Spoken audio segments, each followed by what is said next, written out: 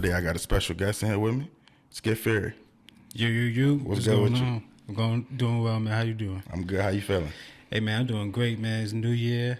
Yeah, not New Year, new me, but we progressing. For sure. Okay. Now, Skit Fury, that's not an average name. Where'd that come from? I've been doing music since I was like 14, 15. To be honest with you, I can't tell you where the skit came from. Maybe thinking like schizophrenic, different personalities, different lanes and things like that. But I just started off DJing. So it started off with DJ Skit. And then eventually as the years went off, the DJ fell off. I was more just producing and being an artist. But then more recently, probably like 6 years, I can't really remember, but I went to the movies to go see the Avengers, and I'm sitting in the movie theater. I've never been big on comics and stuff like that, but I'm sitting in the movies, and I see Nick Fury, and then it's like, Nick Fury's the mastermind. He don't get his hands too dirty, you know what I'm saying? But he's the mastermind behind it. He's behind, the boards and everything, just like guys. So I just put that together, Skit Fury. Okay. I feel that. Now, producer, engineer, and an artist, correct? Right.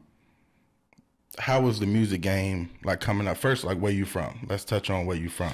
Originally I'm from the Bronx. Okay. Yeah, but Richmond's home. I've been here since like 7th grade. Okay. So just like family move and stuff like that. Yeah, it's like everyone pretty much migrated on down south. Down Pops south. is in North Carolina. Most of my family's here in Richmond.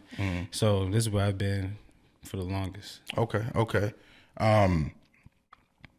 How deep were you into the music coming up?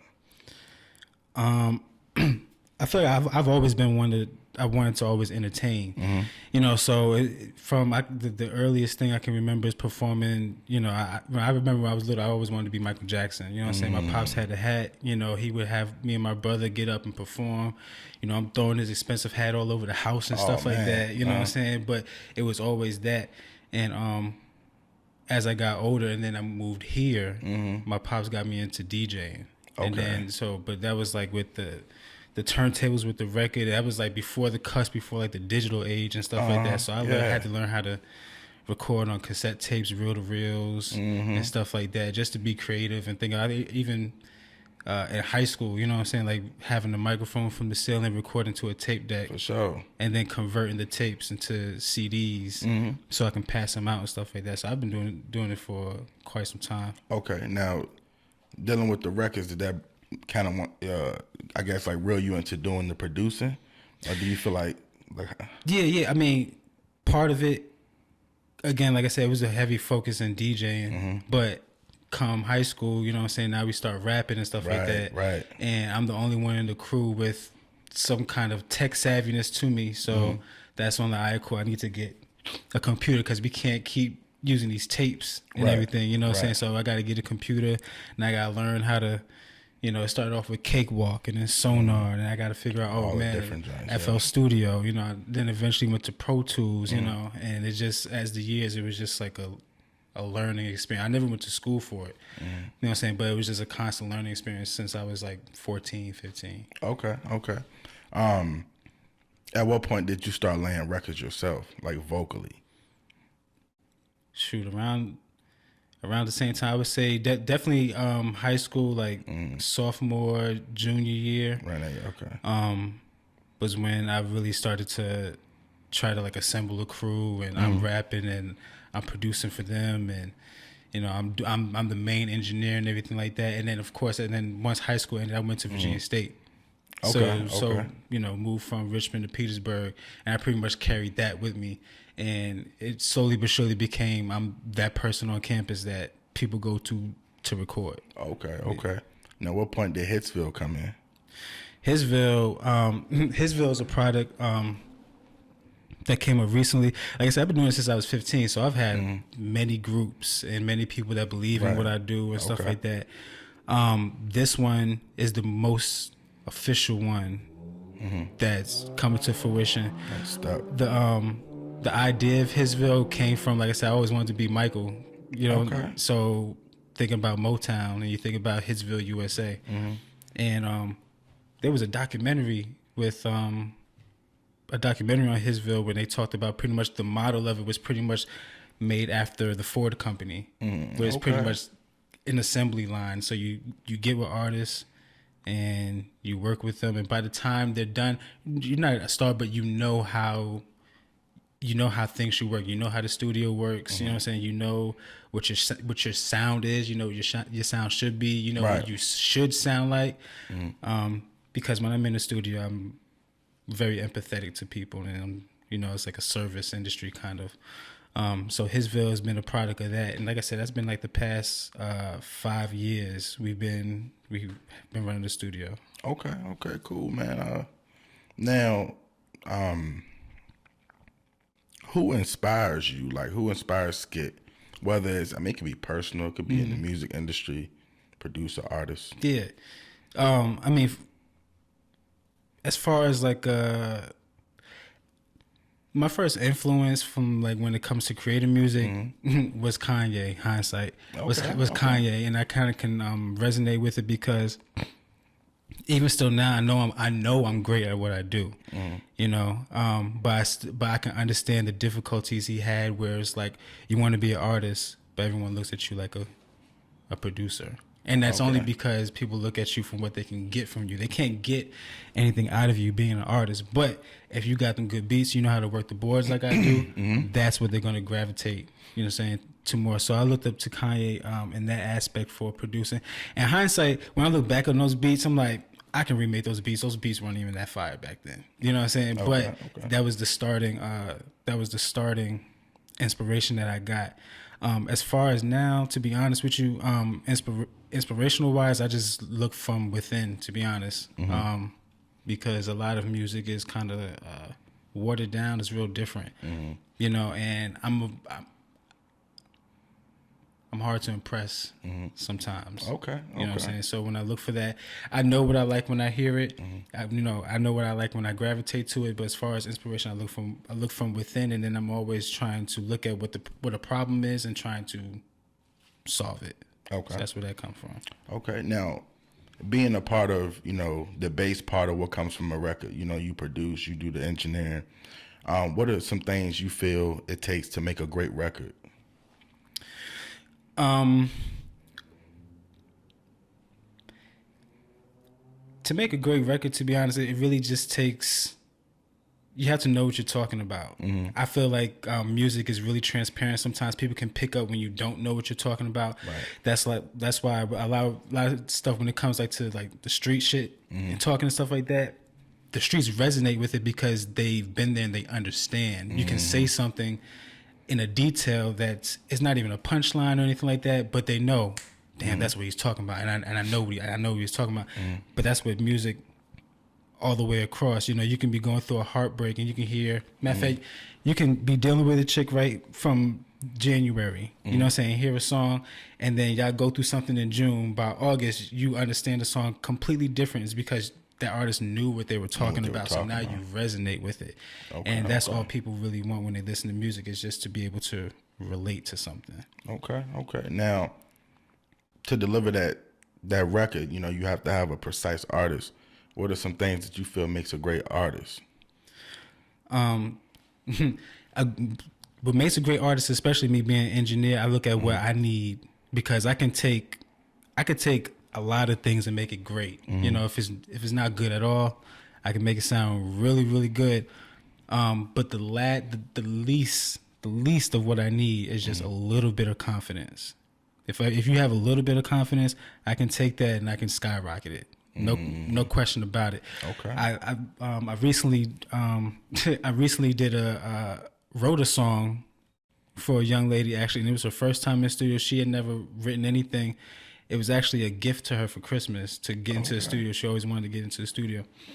And when she pulled up, I thought she was at least going to have a beat. I thought she was going to have something. Man, she didn't have anything at all, you know. But who booked the studio, he's real close to me. So I'm like, all right, you can't leave with nothing at all. Right. But the only thing she did have was confidence. That's it. Confidence, I feel like, could take you a long way. It can take you a long way. Definitely. What's your goal with the music? You know, like, what's your vision, like 5 years down the line? 5 years down the line, when I look at the Richmond scene, it's There's no real sound. You know, Richmond. Even when you're hearing Richmond, there's people from all over the place. You know what I'm saying? So that's a good thing, which is why I feel like sometimes Richmond can't really stick to one sound, because everyone's from everywhere. Everyone has different influences, not only with artists but with the audience as well. You know, what I would like to do within the next 5 years is for us to be able to look into the music industry and be like, oh yeah, he's from Richmond. You know, but I have a hand in helping that artist understand what their sound actually is. It's not a new drill type of sound. You know what I'm saying? It's not a new Cali type of sound. It's not a new Detroit type of sound. No, it's something that came from Richmond, you know, and that's what we're rocking with. And that's what we all relate to, and that's what we all gravitate to. That's what I want to see within the next 5 years. Hitzville is going to put out and help influential artists in the city. That's respect, bro. Yeah, definitely, man. I feel like we need a lot more people like that out here, you know, just to set that tone and to have a path for the area, because you don't want everything to sound the same. Exactly. And to be honest, it's like if we're able to come up with a sound and gravitate to it, and again, it's not like every artist from Richmond is going to have the same sound. Right, you know, like North Carolina, you got Cole, and who else you got? The Baby. They sound completely different. You know what I'm saying? However, it's a level of entry where people have to be great artists. You know, a lot of times I feel like people look at technology and how easy it is, and they look at the lowest point of entry and like, oh yeah, that's all it takes. You know what I'm saying? And sometimes great artists, that's kind of like a slap in the face to you. You know, if you really hone into your craft and someone thinks that they can just come and just do what you do, you know what I'm saying, for nothing, it's like a slap in the face. You know what I'm saying? So what I always tell people, and then again, when these artists come to see me, I keep it 100 with them. You know, if you get into the booth and you feel like I want to punch in, I want to freestyle, I'll tell you, hey bro, go ahead and write. You know what I'm saying? Because I can tell you don't write. I can tell you never been through the writing process to be able to punch in and freestyle. You know what I'm saying? Again, that's that low level of entry, thinking, oh, I can just do this instead of being great. Great. You know, and I think innately we all want to be great. You know what I'm saying? So again, it's like, if you're not in this to be great, what are you really doing here? Exactly. What are some of the biggest things you learned, whether it was an artist or the artist perspective, the engineer or the producer? Like, what are some of the things that stuck to you that you've learned through the years that you can actually say every day when you wake up to go to the studio, like, I need to do this, and this?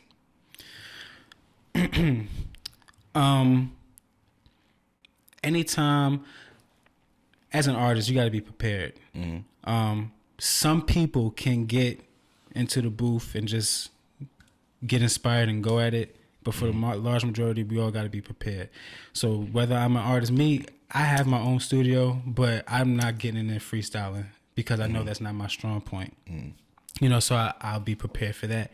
When it comes to producing, I'm prepared for that as well.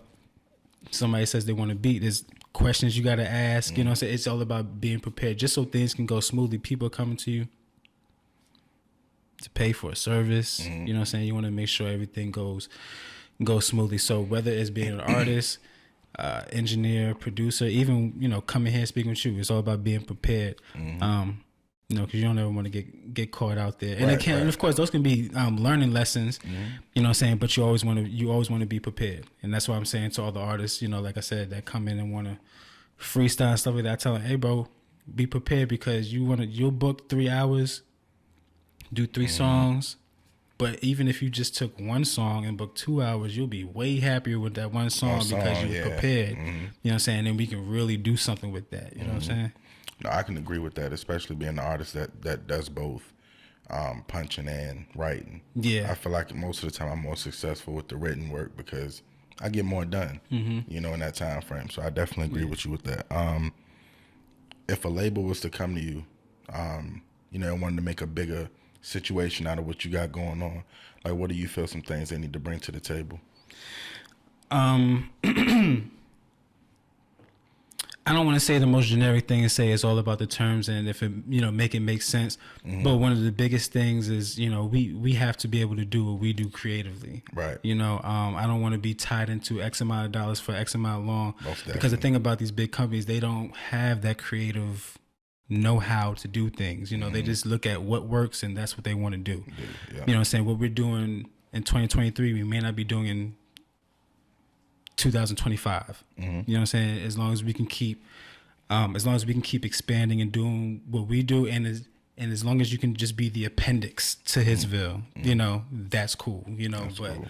I would never submerge Hitzville into a larger conglomerate to just disappear and just work for work against what we're trying to do. What you're trying to do. I respect that. Now, what's the latest single? Is it the 10 Freaks? Oh yeah, 10 Freaky Girls. 10 Freaky Girls. Break that down, man. Like, what was the vibe with that? Because I know I didn't. Lord, I mean, I done listened to it so many times, you know. But like, what was the feeling for you making that record? And again, just being inspired from but I'm inspired from a whole lot of places, because I love to sample. You know, like that's like the core of hip hop. I love sample. I'll hear a song I listen to 100 times. Tomorrow, listen to it, and I'm like, damn, that's a good sample. I never heard of that. But I also love Memphis music. You know, like I'm a big 3 6 Mafia fan. Like, big 3 6 Mafia fan. So a lot of the beats that I'll make will be inspired from that. So, and there's an artist, and she dropped a song called Freaky T. I think his name is Tia Corinne, I believe. Okay. Yeah, and she dropped a song. She dropped a song called Freaky T. Yeah. And as soon as the beat came on, I'm like, damn. Okay, now I need to touch this. So, but of course the song's new, and it's not like how it used to be. You remember, you used to be able to order instrumentals. Like every song that came out had an instrumental. It's not like that so much. So, but the good thing with technology is I can go ahead and just strip the beat and just remake it. So me and my co-producer Deuce, we went ahead and we pretty much loaded the beat up and stripped it all the way down to the sample and just remade the beat. But as I'm writing, I don't even want to take the I like the freaky T thing, like the freaky, I don't know, I just like that. So I was like, how can I kind of like play off of that? And one of my favorite movies is 8 Mile. Okay. You know what I'm saying? So I just took the 10 freaky girls inside the 10 tiki and then chopped that up and put it in there. And that was just the whole idea for the song. It wasn't anything deep conceptually. I just wanted to talk shit. You know what I'm saying? Have fun on the beat. And like I said, also get creative, because who doesn't know that 10 freaky girls inside the 10. Exactly. Yeah, man, I want to give you props on that song because that joint was like a ride through. Like it's different, you know. It's not like the average trap, you know, the same beat, you know. So definitely salute you on that.